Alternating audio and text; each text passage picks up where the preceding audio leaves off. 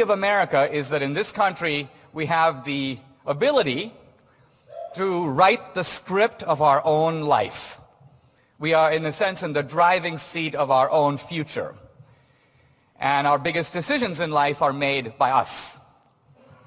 America creates this sense of possibility.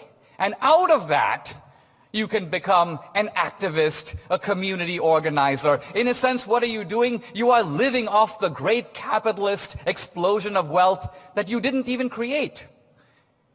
And who's doing that? Most of you. If you look at your life, you're actually living out the dream of the early Karl Marx. The early Karl Marx said, it would be great to live in a society where there was not a whole lot of work to be done, in which we can sit around, maybe do a little bit of work in the morning, and then we could do some art in the afternoon, and some intellectual banter in the evening, and then some artistic expression.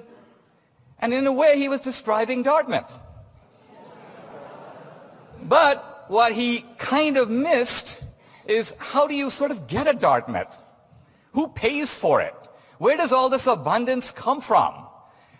There's nothing like Dartmouth virtually anywhere else in the world. All the foreign students from everywhere want to come to places like this one. Why?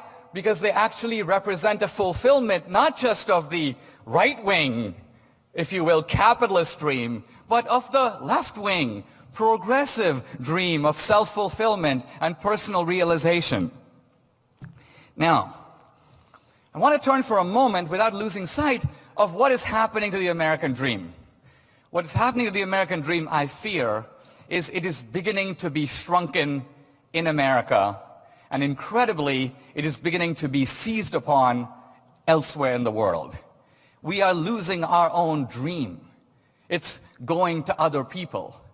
And if you look around the world, what you see is countries like Brazil, China, India, Russia, coming up. They're growing at 5 times the rate of the United States. Why? We have taught them the secret of wealth creation.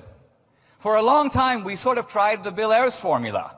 We tried to go over there and build homes. We tried to go over there and do stuff for them. We tried to go over there and lend them money, the IMF loans, all of which were a complete waste of time and money. Well-meaning, and admittedly for the moral edification of the people doing it, but of no real value to the people on the ground.